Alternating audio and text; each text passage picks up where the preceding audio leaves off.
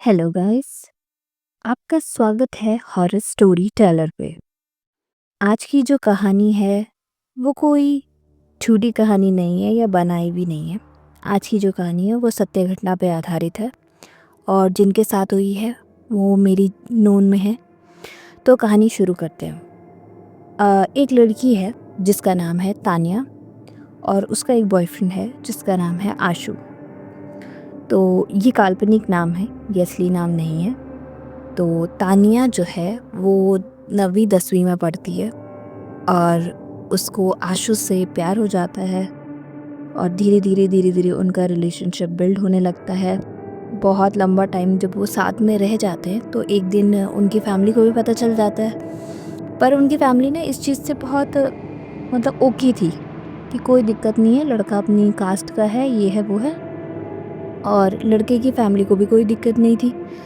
पर उन्होंने कहा था कि अभी आप लोग पढ़ाई पे ध्यान दीजिए और जैसे ही लड़का थोड़ा कमाने लायक हो जाएगा और लड़की भी अडल्ट हो जाएगी तो हम आप दोनों की शादी करवा देंगे। तो सब कुछ अच्छा चल रहा था, दोनों आपस में मिल रहे थे, बात कर रहे थे, घूमने जाना, दोनों की फैमिली को पता होता था, दोनों एक दूसरे के घर भी जाते थे, फेस्टिवल साथ में मनाते थे, सब कुछ। तो जैसे ही आशु ने अपना कॉलेज कंप्लीट किया, उसकी फैमिली ने उसे एक गिफ्ट देने का सोचा और उन्होंने आशु के लिए उसकी फेवरेट बाइक ली और आशु को एज अ गिफ्ट दिया। फाइनली आशु भी बड़ा हो चुका था और उसे बाइक की नीड भी थी। वो बहुत ज़्यादा खुश हुआ और उसने फटाफट से तानिया को बताया कि मुझे आज बाइक मिली है, तो कहीं घूम के आते हैं या कुछ एंजॉय करके आते हैं। तो तानिया उस दिन बिज़ी थी। तानिया ने कहा कि आज मैं नहीं आ पाऊँगी, आज तुम अपने दोस्तों के साथ एंजॉय करो और नेक्स्ट टाइम हम जाएंगे। आशु अपने दोस्तों के साथ पूरा एंजॉय करके आया, अपने दोस्तों को पार्टी वगैरह दे के आया और वो बहुत ज़्यादा खुश था। एक दिन और आशु ने तानिया से चलने के लिए पूछा, तो आज तानिया फ्री थी और तानिया चलने के लिए मान गई। आशु बहुत एक्साइटेड था और वो तानिया से बहुत प्यार भी करता था। तो आज मतलब एक वो बाइक लवर था और दूसरा तानिया का लवर था। तो दोनों आज उसके साथ थे तो बहुत ज़्यादा खुश था और मतलब बहुत स्पीड में बाइक भगा रहा था और कट मार रहा था इधर-उधर। और मतलब तानिया थोड़ा डर गई और तानिया ने उससे कहा कि प्लीज़ थोड़ा ड्राइव अच्छे से करो, इतना एक्साइटेड होने की ज़रूरत नहीं है। पर आशु अपनी खुशी में था, मतलब वो 7वें आसमान में था खुशियों के। और ऐसा करते-करते घर आते हुए उन्हें थोड़ी-सी शाम हो गई। तो शाम को जैसे ही वो आ रहा था, उसने तानिया को अपने घर ड्रॉप किया और खुद अपने घर के लिए निकल। जब उसने तानिया को उसके घर ड्रॉप किया था, तो तानिया ने कहा था कि आशु घर पहुँच के मुझे एक बार मैसेज डाल देना कि आप घर पे पहुँच चुके हो। तानिया अपने काम में बिज़ी हो गई घर आके, तो उन्होंने देखा कि 1.5 घंटा हो चुका था और उन्होंने देखा कि अभी तक आशु का कोई मैसेज नहीं आया है। वो थोड़ा चिंता में आ गई। उन्होंने आशु का कॉल लगाने की ट्राई किया, पर आशु का फ़ोन नहीं लग रहा था। उसने आशु के पेरेंट्स का नंबर ट्राई किया, तो वो भी नहीं उठा रहे थे। उसे समझ नहीं आ रहा था कि ये अचानक हुआ क्या? एक साथ पूरी फैमिली फ़ोन क्यों नहीं उठा रही है? पर फिर उसने अपने दिल को समझाया कि आज वो बहुत ज़्यादा खुश है, बहुत ज़्यादा एक्साइटेड है, जिसके लिए उसने बहुत देर तक ड्राइव किया है और शायद वो थक गया होगा। तो उसने उस दिन कॉल रहने दिया और उसने कहा कि नेक्स्ट मॉर्निंग वो आशु से मिलने आशु के घर ही चली जाएगी डायरेक्ट। तानिया अगले दिन उठ के आशु के घर जाती है और बहुत एक्साइटेड होती है, हमेशा की तरह आशु से मिलने के लिए। पर जब वो उसके घर जाती है, तो वहाँ अलग ही माहौल देखती है। आशु की डेड बॉडी सामने पड़ी हुई थी और उसकी सारी फैमिली रो रही थी, उसके सारे रिश्तेदार इकट्ठे हो रखे थे, मोहल्ला इकट्ठा हो रखा था। उसको बिल्कुल समझ नहीं आया कि ये क्या हुआ। वो कुछ समझने की हालत में भी नहीं थी अब ये देखने के बाद। वो वहाँ आई और नीचे एकदम से बैठ गई, उसको समझ नहीं आया कि क्या तो आशु के पेरेंट्स ने उसे बताया कि कल रात जब आशु तुम्हें ड्रॉप करके घर आ रहा था तो रास्ते में उसने देखा नहीं और एक डंपर से जाके टकरा गया। सही टाइम पर इलाज ना मिलने की वजह से उसकी डेथ हो गई वहीं पे ऑन द स्पॉट। डॉक्टर ने जब तक डॉक्टर के पास लेके गए तब तक डॉक्टर ने डेथ डिक्लेयर कर दी थी। अब ये सब होने के बाद तानिया को कुछ समझ में नहीं आ रहा था। तानिया बस उठ के अपने घर को चल दी। तानिया जब अपने घर पहुंची तो वो बिल्कुल शांत और अपने कमरे में चली गई। तानिया के पेरेंट्स को समझ नहीं आया क्योंकि तानिया बहुत खुश मिजाज लड़की थी। घर जब भी आती थी सबके चेहरों पर हंसी आ जाती थी, पर आज तानिया के चेहरे से हंसी उड़ी हुई थी। उसके पेरेंट्स को कुछ समझ नहीं आ रहा था कि बात क्या है, पर उन्होंने डिस्टर्ब नहीं किया। उन्हें लगा शायद वो थक गई होगी और बस रेस्ट करना चाहती है, तो उन्होंने उसे अकेला छोड़ दिया और वो अपने कमरे में गई और शाम तक बाहर नहीं आई। उन्होंने दरवाज़ा नॉक किया, तानिया को आवाज़ दी, पर अंदर से कोई आवाज़ नहीं आ रही थी। कुछ ज़्यादा ही सन्नाटा था। मुझे बिल्कुल समझ में नहीं आया। उन्होंने आशु के पेरेंट्स को फ़ोन लगाया और कहा कि क्या बात हो गई, तानिया आज कुछ बोल नहीं रही है। तो जब आशु के पेरेंट्स ने आशु की डेथ की खबर तानिया के पेरेंट्स को दी तो तानिया के पेरेंट्स के पैरों के नीचे से ज़मीन खिसक गई। ये बहुत बड़ी बात थी और स्पेशली तानिया के लिए तो बहुत ज़्यादा, क्योंकि तानिया और आशु के रिलेशन को बहुत टाइम हो गया था और दोनों एक दूसरे से बहुत ज़्यादा प्यार करते थे और बस अब तो कुछ ही टाइम रह गया था उन दोनों की शादी को। उस दिन के बाद से तानिया बहुत ज़्यादा गुमसुम रहने लगी। तानिया बाहर नहीं आती थी, खाना नहीं खाती थी। उसके पेरेंट्स ने, उसके भाई ने बहुत कोशिश की कि वो बाहर आए, सबके साथ बैठे, पर तानिया को इन सब चीज़ों में कोई इंटरेस्ट नहीं था। तानिया बस दिन में भी लाइट बंद करके अपने कमरे में अंधेरा करके बैठी रहती थी और आशु को याद करती रहती थी। उसके भाई ये देखकर बहुत ज़्यादा, मतलब उन्हें समझ नहीं आ रहा था कि वो क्या करे जो अपनी छोटी बहन के चेहरे पर मुस्कान ला सके। उन्होंने बहुत कोशिश की उसे ज़बरदस्ती बाहर निकालने की, उसे डांट की, समझाने की, पर तानिया कुछ भी समझने की हालत में नहीं थी। वो बहुत ज़्यादा टेंशन में आ गए। उन्होंने अपने दूर के एक कज़न ब्रदर को बुलाया ताकि मूड थोड़ा फ्रेश हो जाए, और वो तानिया के फेवरेट कज़न थे। वो तानिया के साथ बहुत मस्ती करते थे, तो तानिया के भाइयों को लगा कि उनको बुलाएंगे तो शायद सिचुएशन थोड़ी नॉर्मल होगी, और उन्होंने भी सारी चीज़ें समझी और तानिया के कज़न भी तानिया को मिलने आ गए। जब वो तानिया से मिलने आए तो उन्हें ऐसा लगा कि ये तानिया को क्या हो गया।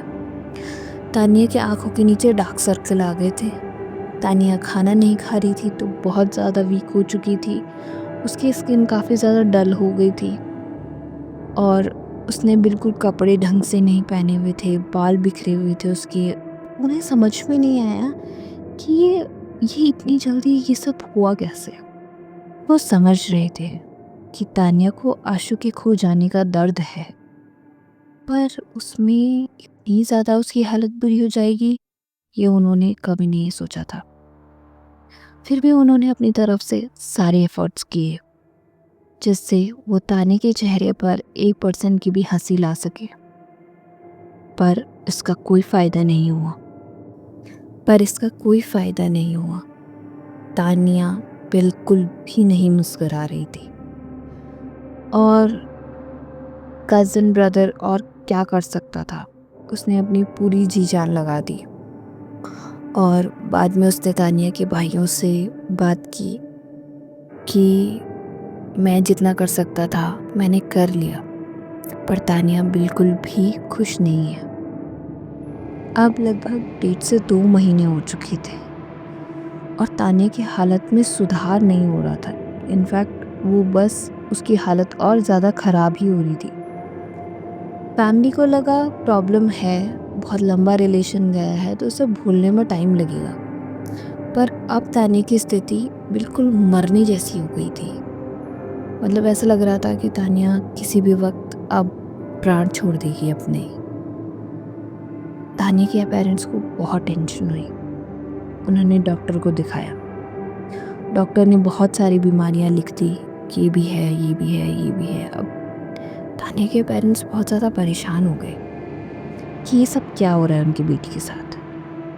मेडिसिन्स चल रही थी पर तानिया पे कोई असर नहीं कर रही थी।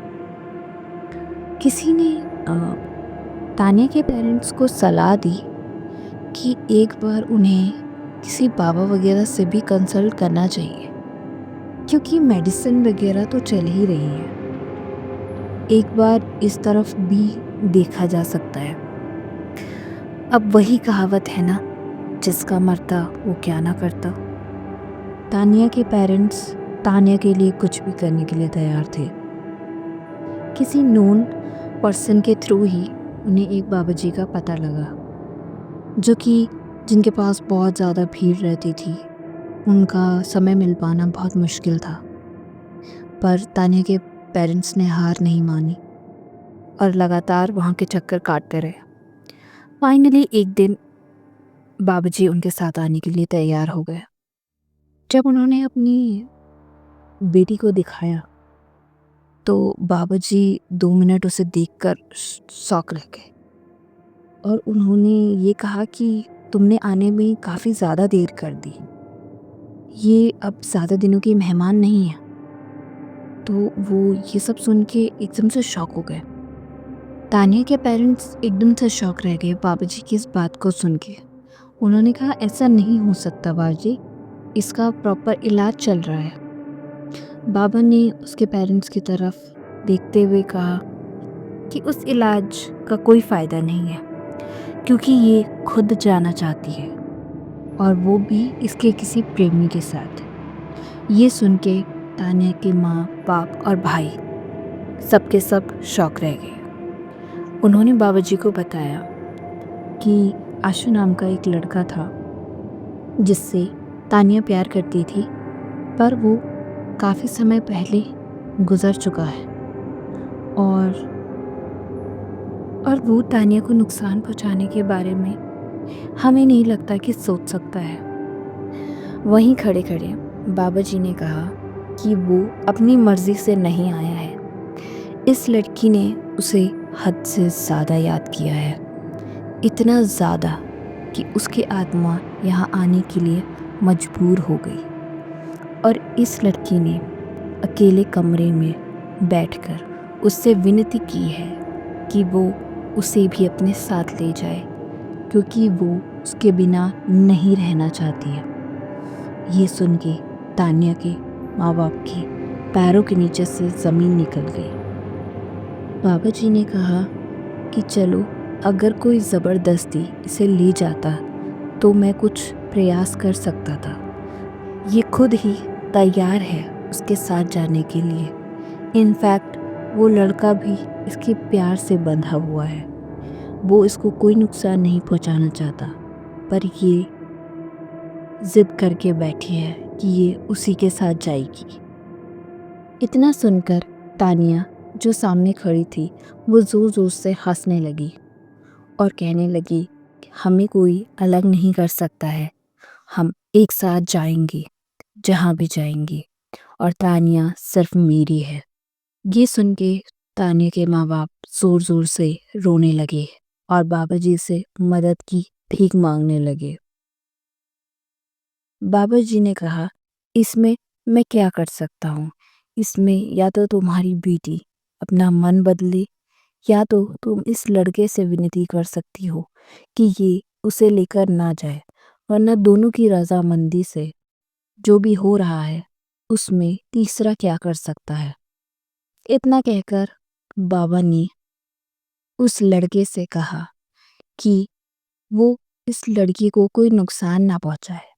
पर उधर से आशु ने कहा कि तानिया उससे बहुत ज़्यादा प्यार करती है और वो उसके बिना अकेला बहुत ज़्यादा तड़पती है और वो उसको तड़पते हुए नहीं देख सकता, इसलिए वो तानिया को अपने साथ लेकर जाएगा। बाबा ने आशु को समझाया कि वो इस तरह से तानिया को लेकर नहीं जा सकता है, क्योंकि तानिया का एक भरा पूरा परिवार है। तानिया की अभी अच्छी खासी लंबी ज़िंदगी है, उसको काटना होगा। बाबा ने उन्हें समझाया कि तानिया तुम्हारे दुख में है अभी।